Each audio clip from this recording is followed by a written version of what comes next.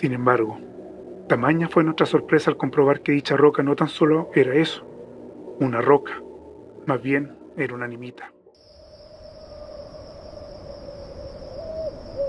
Donde termina la luz, comienza la noche alquina paranormal.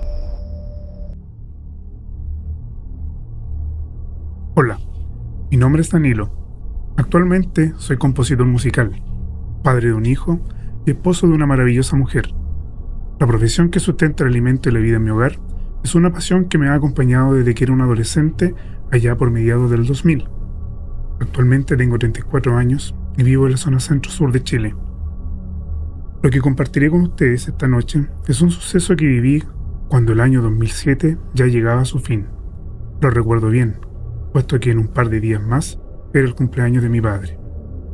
El interés por la música, especialmente las bandas juveniles, era un nicho que en el colegio donde me eduqué era compartido por un gran número de estudiantes.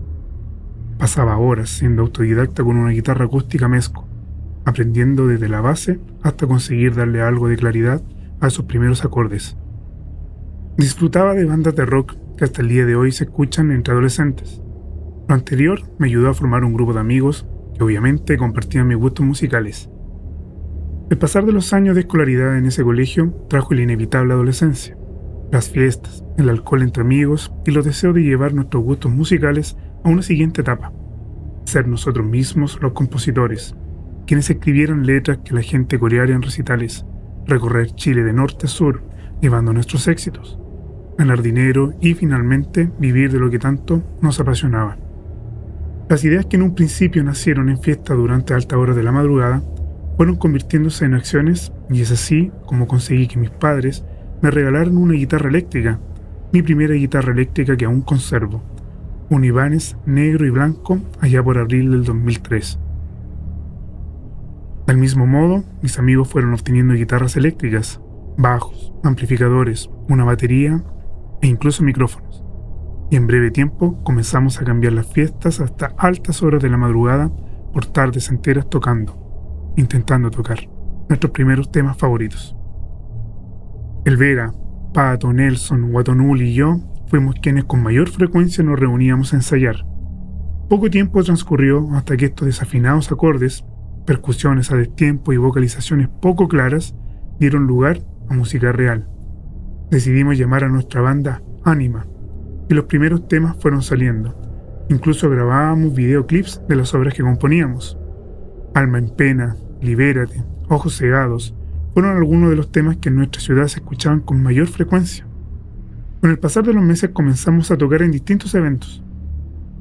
Nos invitaban en bares, shows de talentos juveniles, en nuestro propio colegio, establecimientos de la región, y sin darnos cuenta, las invitaciones comenzaron a ser a eventos en ciudades fuera de nuestra región. En ese entonces éramos región del Biobío. Temuco fue una ciudad en la cual nos sentíamos como en casa. La gente coreaba nuestros temas en una época donde el internet era accesible solo en el cibercafé. No existía Spotify, Apple Music y YouTube era una plataforma nueva, poco conocida. Recibíamos poco dinero, pero éramos adolescentes, y nuestra paga en realidad era sentirnos en la gloria de poder tocar para más gente que nosotros mismos. No pocas veces nos pagaban con packs de cervezas, botellas de ron y más de una vez, un whisky. También tocamos en Valdivia, Santiago, Talca. Sin embargo, Talca es la ciudad y la experiencia que como banda nos marcó ese diciembre del 2007. Recibimos una invitación para presentarnos en un bar en el centro de la ciudad. Como todo evento de esta índole, nuestra actuación era bien entrada la noche. Habíamos reservado pasajes en bus para viajar a Santiago y seguir el día siguiente tocando en otro lugar donde también nos invitaron. Llegamos a la hora, el ambiente era grato, el recinto se encontraba a tope y mucha gente se nos acercaba para saludarnos. No dejaba de asombrarnos que no pocas personas conocían nuestros temas y que estaban allí exclusivamente para escucharnos tocar y cantar. En muchas ocasiones bromeábamos incluso que el éxito de nuestra banda se debía a aquel quiebre amoroso de uno de nuestros integrantes, quiebre que trajo consigo la inspiración a varios de nuestros temas. Minutos antes de lo programado para salir al escenario, Pato recibe un llamado de un dueño de un bar pub, quien se enteró que nos encontramos en la ciudad y quería contar con nuestros servicios esa misma noche. Sin pensar en lo ajustado de la agenda, decidimos confirmar nuestra participación. Las horas pasaban y el momento de presentarnos se iba atrasando cada vez más. Sin embargo, este llegó y subimos. Nos presentamos y disfrutamos cada momento. Aún recuerdo a la gente coreando nuestros temas, queriendo subir al escenario y cantar con nosotros. Fue una jornada espectacular. Tan pronto culminamos en el primer bar, tomamos nuestros instrumentos raudamente y nos dirigimos a la siguiente ubicación donde el dueño del local nos estaba esperando. No pensamos en la hora, tampoco en la paga, mucho menos en los compromisos que ya habíamos contraído para el día siguiente en Santiago. Logramos presentarnos en este segundo local. Nos recibieron con entusiasmo y una vez culminada la presentación, algunos asistentes al evento querían compartir con nosotros algunos tragos, un cigarro y algunas fotografías. Nosotros también disfrutábamos de grabar videos de nuestras presentaciones y fotografías. Por lo general siempre viajábamos con una cámara digital y pedíamos al público que nos ayudara grabando o fotografiando. Como podrás adivinar, producto de los eventos y el compartir con el público, nos retrasó a tal punto que perdimos el bus que nos llevaría a Santiago. Pero éramos jóvenes y ya veríamos cómo solucionarlo. Decidimos tomar nuestros instrumentos y caminar hasta la Ruta 5 Sur, la autopista que une Chile de norte a sur, y ahí esperar que un bus con dirección norte nos llevara a Santiago. Sabíamos que existían empresas con viajes desde Los Ángeles, Concepción y Chillán, que tenían servicio durante todos los días, a todas horas. Llegamos alrededor de la 1 de la mañana a la autopista. El sector tenía una aura inhóspita, que incluso durante la noche, con poca luz, se apreciaba poco seguro.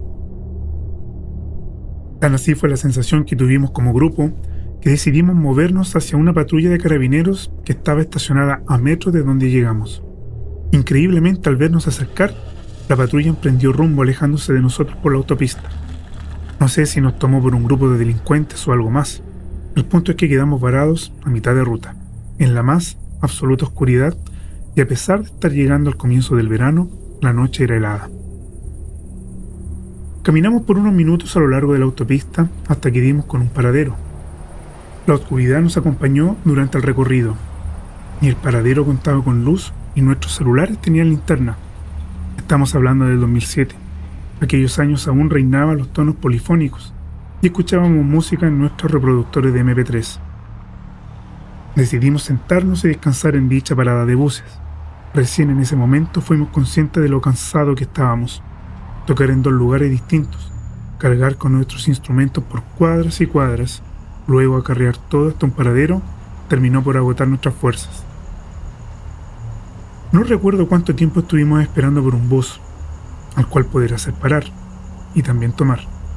Nos turnábamos para estar de pie vigilando la ruta y así no perder la chance de embarcarnos hacia Santiago, pero no había locomoción.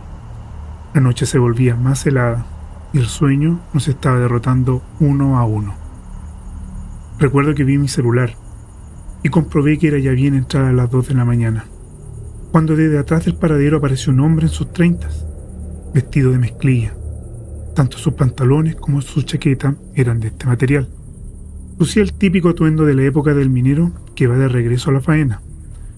Nos saludó jovialmente, a los que aún quedábamos despiertos. Nelson y Ulises, el Guatonuli, yacían durmiendo sobre los instrumentos. Me extrañó en ese momento no haber sentido su llegada y también que no mostrara señal alguna de frío, a pesar de que cada uno de los 5 integrantes de la banda luchábamos por darnos calor mutuo sentados el uno al lado del otro. El hombre, en las correspondientes presentaciones, comenzó a hablarnos del recorrido que él hacía frecuentemente. Siempre hago esta ruta. A esta hora no pasa nada. Uno tiene que tomar una van o furgoneta y llegar a Santiago. No recuerdo haberle mencionado que nos dirigíamos a Santiago, pero en ese momento no pensé en aquello. El hombre siguió hablando. Acá tenemos hasta las 5 más o menos, para que algo nos lleve.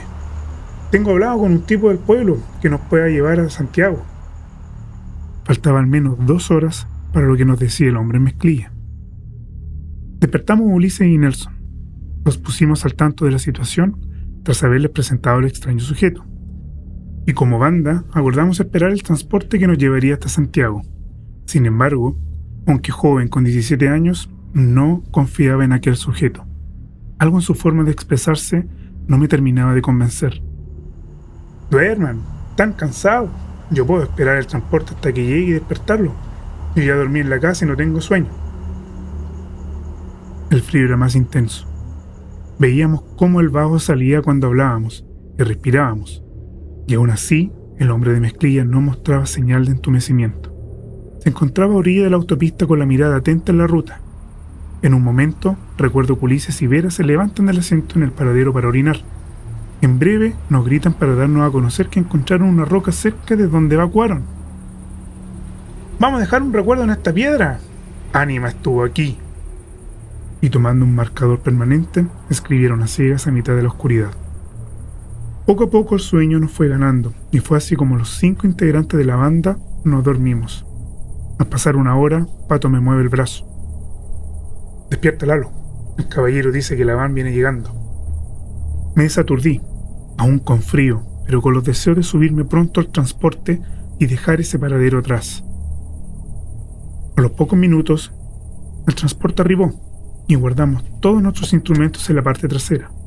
El conductor nos dijo que nos llevaría hasta Estación Central y desde ahí podríamos tomar un metro para nuestro siguiente destino dentro de la capital. Subimos todos y el chofer retomó la marcha. Antes de volver a dormirme, recuerdo que nuestro amigo en mezclilla subió al frente, en el sitial del copiloto, y a su lado viajaba Nelson, nuestro guitarrista.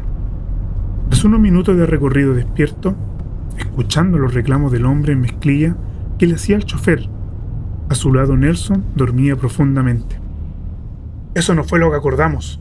Tenías que dejarlos en el centro, no en la rotonda. Les dijiste que sería en el centro. Te van a pagar. Tienen dinero». El hombre se mostraba muy ofuscado. Sin embargo, el chofer seguía la ruta impertérrito, como si el hombre no estuviera ahí. El cansancio me derrotó por tercera vez y volví a dormir para despertar al cabo de una hora con la voz del chofer, quien nos decía que hasta acá llegaba, que debía regresar a su casa y no nos podría llevar hasta Estación Central. Aturdidos por el repentino despertar, solo alcanzamos a balbucear algunos reclamos en contra del chofer, mientras descargábamos nuestros instrumentos, y Pato le pagaba el viaje. Nuestro amigo nos aguardaba unos metros más atrás, visiblemente molesto, pero sin participar en la discusión. Extrañeza me causó cuando Pato quiso pagar 6 pasajes y el chofer solo le cobró 5. Probablemente el hombre de mezclilla pagó el suyo, siendo que acordamos, previo a subir, que nosotros pagaríamos el del sujeto por su amabilidad y ofrecernos espacios en la van. Seguimos el recorrido hasta la estación de subterráneos más cercana, con nuestros instrumentos al hombro. En todo momento nuestro amigo estuvo a nuestro lado hablándonos de su familia, su trabajo. Del mismo modo nosotros le contábamos de nuestra ciudad, nuestros proyectos a futuro, cómo comenzamos en la música, entre otros temas.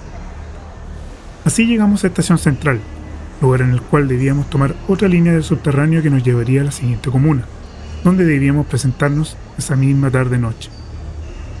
«Aquí los dejo. Yo tomo esta otra línea para irme a mi faena». Espera», dijo Pato. «Tomémonos una foto para el recuerdo». En ese momento, nos ubicamos todos a orillas del andén, abrazados con el sujeto de mezclilla, y sonreíamos para las 3 fotografías que tomó Pato. Nos despedimos del hombre y tomamos rumbo hacia la siguiente comuna que esperaba nuestra llegada para el concierto. La jornada esa tarde-noche fue de lujo, al igual que la anterior. Tocamos, cantamos, compartimos, bebimos y afianzamos más aún nuestros lazos como banda. Esta vez no hubo retrasos en el bus, y cada uno de nosotros logró llegar a buena hora a nuestros respectivos hogares. Por mi parte, alcancé al cumpleaños de mi padre y disfrutar con un asado. Ese año nuestra familia había engrosado su fila recibiendo una nueva integrante, la hermana menor del clan. Al pasar los días, y previo a la fiesta de fin de año, decidimos reunirnos y ensayar para mejorar aquellos aspectos que consideramos débiles en las presentaciones que tuvimos en diciembre. Una vez terminamos de practicar y guardando los instrumentos, topé con la cámara digital que guardaba Pato en su bolso. Nos sentamos los 5 a ver las fotografías de las últimas presentaciones y ahí estaban las últimas de ellas. junto a nuestro amigo de mezclilla a orillas del andén en aquella estación de metro. Nos despedimos recordando a nuestro vocalista pasar la fotografía al computador para vaciar la tarjeta de memoria de su cámara digital. Las vacaciones llegaron, los eventos siguieron. Ese año 2008 fue especial, puesto que algunos de nosotros terminábamos nuestros estudios secundarios y entraríamos a la universidad. Cambiaríamos nuestras ciudades y la frecuencia para reunirnos a ensayar y tocar sería menor. La fama del grupo quiso que transcurrido un año nos invitaran nuevamente a Santiago. No dudamos en confirmar nuestra participación al evento. Quiso el destino que el bus en el cual nos transportábamos sufriera una descompostura a mitad de recorrido. Íbamos bien en el horario, por lo cual no nos preocupamos del retraso y decidimos bajar del autobús para fumar un cigarro los 5 mientras aguardábamos la reparación de la máquina. Nos encontrábamos charlando sobre la futura presentación que tendríamos cuando Ulises nos grita exhaustivamente llamando nuestra atención hacia una roca a orilla del camino, una roca que él y Vera reconocieron al instante. ¡Miren, miren! No te puedo creer, en la misma parte donde esperamos vos el año pasado. Acá escribimos nuestro recuerdo. Nos acercamos los 5 a la roca que nos indicaba el Guatonuli. Sin embargo, tamaña fue nuestra sorpresa al comprobar que dicha roca no tan solo era eso, una roca, más bien era una animita, rústica, que tenía escrito el nombre de nuestra banda, Ánima. Pero al darle la vuelta a la roca devenida en animita, un sudor frío recorrió mi espalda, hasta lo más profundo de mi interior. Sé que por la expresión en el rostro de mis amigos, no fui el único en experimentarlo. Dentro de la animita, dentro de esa animita, se encontraba una inscripción, databa de los 80, en memoria de un esposo trabajador y un padre aguerrido, de tu esposa e hija. Junto a ella, una foto, la del hombre de mezclilla. Nos abrazamos los 5 y lloramos. No supimos por qué. Miedo, a pesar de la radiante luz del día. Agradecimiento hacia aquel hombre que nos acompañó y protegió aquella madrugada. Terror hacia lo que nuestras mentes siguen sin poder comprender. Una vez más disfrutamos de cada instante sobre el escenario. Sin embargo, esta vez tuvimos presente a aquel hombre extraño y lo que vivimos hace un año. Esta vez no hubieron retrasos ni pudimos retornar a nuestra ciudad natal. Sin decir palabra alguna, todos nos dirigimos a la casa de Pato para comprobar lo que hace menos de un año habíamos ya revisado, la fotografía que nos tomamos con aquel hombre. El encendido e inicio del sistema operativo del computador me pareció una eternidad, como si éste supiera que nuestra angustia era palpable, pero finalmente dimos con la carpeta y los archivos que buscábamos. Revisamos cada una de las fotografías hasta que llegamos a las que buscábamos. Ahí estábamos los 5, abrazados a orillas de ese andén, con rostros fatigados y con sueño, pero con una sonrisa en nuestros rostros. Aunque en el lugar donde debía estar aquel hombre, solo había una luz, un reflejo o un flash. Sé lo que vi, sé lo que escuché y sé lo que sentí, y no lo viví solo, lo viví con 4 personas más. Cuando escucho a personas hablar de eventos que marcaron sus vidas, sé de lo que hablan. Para mí ese diciembre del 2007 fue uno de aquellos momentos. En memoria de Ulises Palma.